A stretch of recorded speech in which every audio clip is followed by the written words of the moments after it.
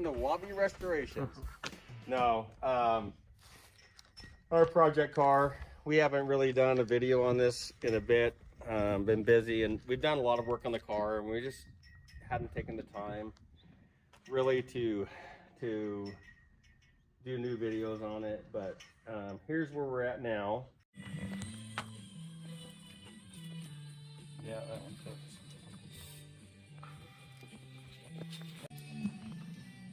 Okay.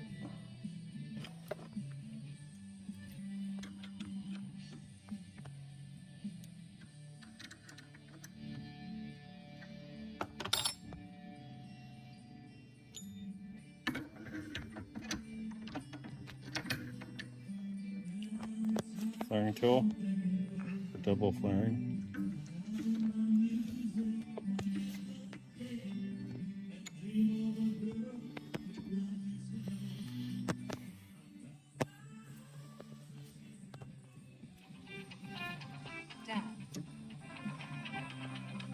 So you don't have to, this goes where it's tight, but not over tight.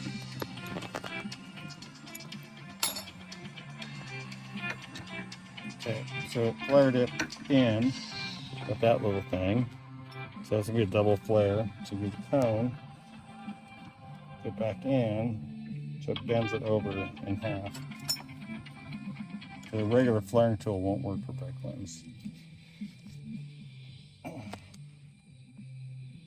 Okay. You just kind of gotta go by feel on that. And I don't think you can over tighten it, honestly.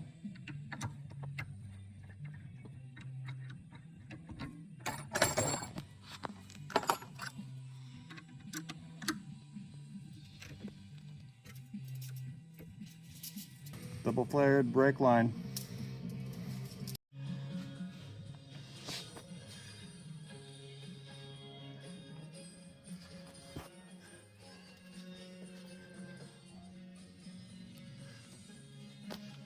Freaking kidding me, where?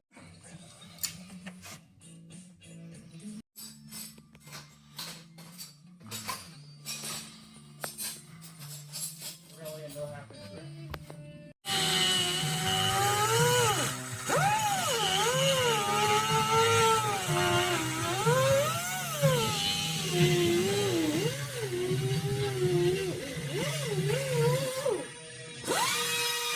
As Brandon's grinding on the headlight over there, so we ended up dropping the car down the back 3 inches. The body sits kind of parallel to the ground. I really don't want to have to pull this front suspension apart again, but I might. I'll go back on the other side over here. It's just really parallel now, but the interior's not in it. But we measured it from the back to the front, and it's like super parallel, and maybe that's gonna be good enough. And we want to get the front clip on, shoot the interior, and start throwing the interior together, because we're running out of time. Gosh, I honestly wish the back end was even lower, because I want this car on the ground. I don't know, but dropped it 3 inches. And I know it's going to squat more when you get the interior and the gas tank in. It's going to even squat even a little bit more, but I wish it was like another 2 inches down. So we'll see where that takes us. And we had the header trouble too. I have so many headers here that didn't really fit. And now we went with these ones I don't want to run on it, because I want to run the 2-inch tubes with the 3.5-inch collectors, and these are Doug's headers, and they're used, and just my buddy of mine had them, and then they didn't clear like we really hoped they would, and so we're running with the ones that do fit, and they're smaller tube headers, but they're not going to produce the horsepower, and I'm more worried about the sound. Because you got the 2-inch header tubes, they just sound better. They got that throatier sound on them, but here again, we gotta, you know, run what we brought. So I'm gonna run these. We're back at it again here in the shop, and super nice day outside today. I think it's almost 70 degrees out here, but I want to show you. This video is not gonna be good with the sunshine behind me, but I'm gonna flip the screen and back on the lift. Exhaust is gonna hopefully go on, and I'm not excited about this skimpy small collectors on this exhaust, but here again, budget build. And then the boreless stainless steel exhaust and those tips. Hopefully, the plan is for these to come out right in front of the tire, right here. But we have a lot of clearance issues. And since we talked last too, we dropped this thing 3 inches. It doesn't look like it because on the lift, but she's down in the dirt now.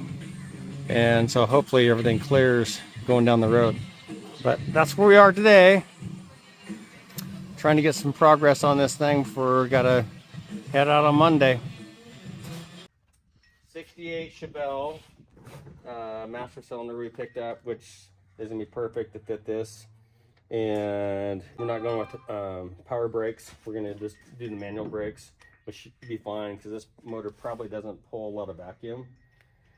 And this is where we're at now. And I think we're gonna do, we gotta leave again on Tuesday, and today's Sunday, but we want to get some stuff done on the car.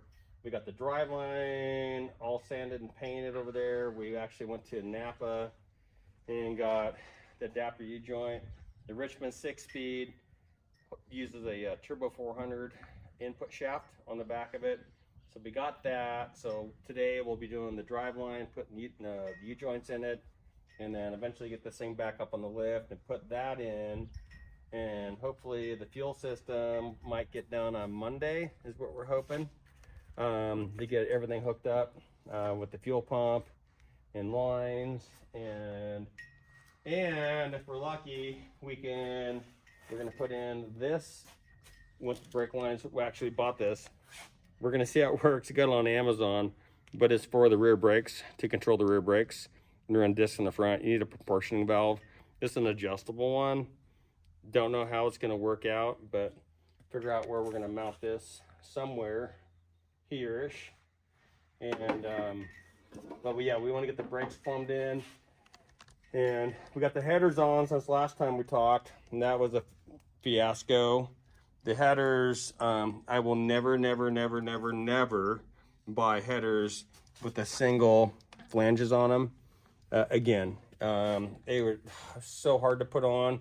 Yeah, twist, warp, pride, straps them. They were horrible. And but they're on there now. You know, we're gonna change those in the future. 100% absolutely yes. And then another thing, we're not sure what we're gonna do. And then I think we're gonna get the front clip on as well. Pretty quick here, but I want to get everything done under here before we put the front clip on. This gives us more access to places. But this came from a guy, Brian Hemmingson, back in the day. He was this thing's from the 60s probably, and I always wanted to run this on a car, and I was going to use it on a couple other cars, but just didn't really fit the cars. We might be going with this and run tubes that go down into the core support and have K&N filters there. We might do that, or run the K&N filter we already have. All right, so let's talk about the drive line. Yep, we did the old Jiffo Rust-Oleum on it, and it's gonna be fun under the car. But we're gonna try to get that on today. But we want to, since we didn't have everything we needed when it was on the lift to finish up the bottom end of the car, we started stabbing on other things, and we have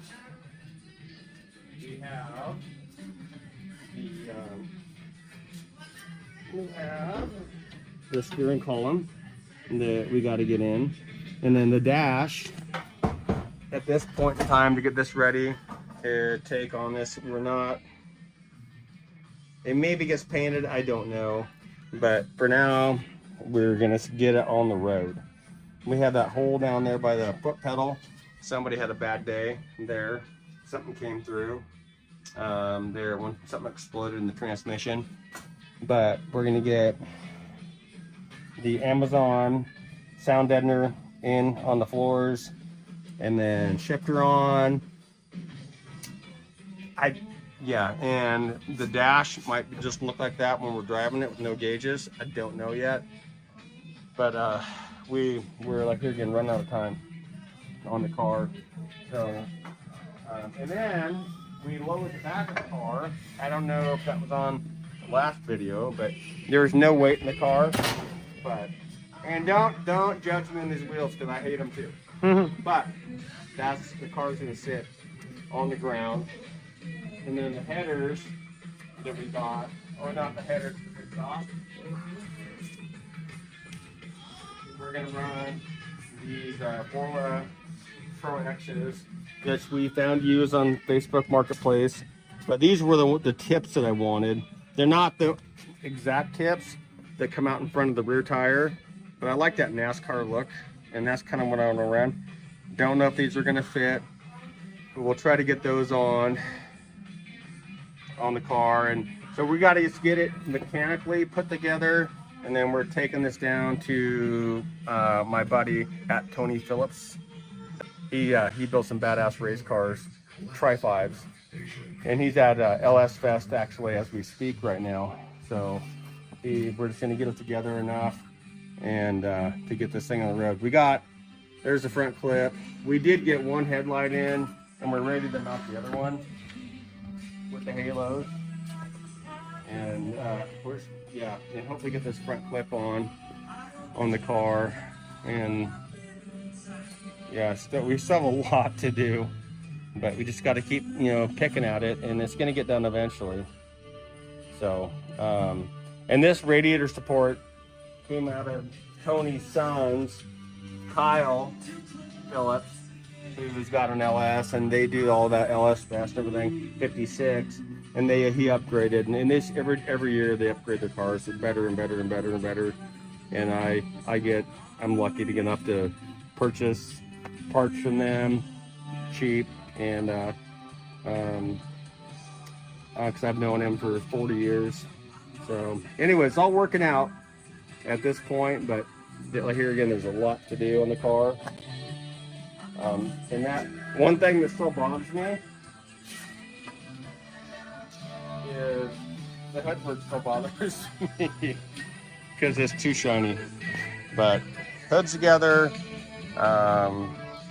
There's the gas tank that I don't know. I mean, I know they're cheap. They're only $100 for a gas tank. Yes, I did order one for $100, and it should be here on Monday. And so we're replacing that tank. But surprisingly, this tank has been sitting in a shop for 40 years. The tank looks actually really good inside, but once it's out, I figured we should go and replace it. And we did get the new sending unit that's 3/8, because this is 5/16. So we upgraded to the new line. And then we bought the new fuel line that's going to run the frame, and tomorrow, before we have to head off for work again, we'll get that in. Hopefully get the gas tank in, the fuel line all hooked up on the car, and brakes bled. But that's kind of where we're at. Well, getting the car loaded. Always running behind. We got the skid steer, and Brandon's guiding the car on.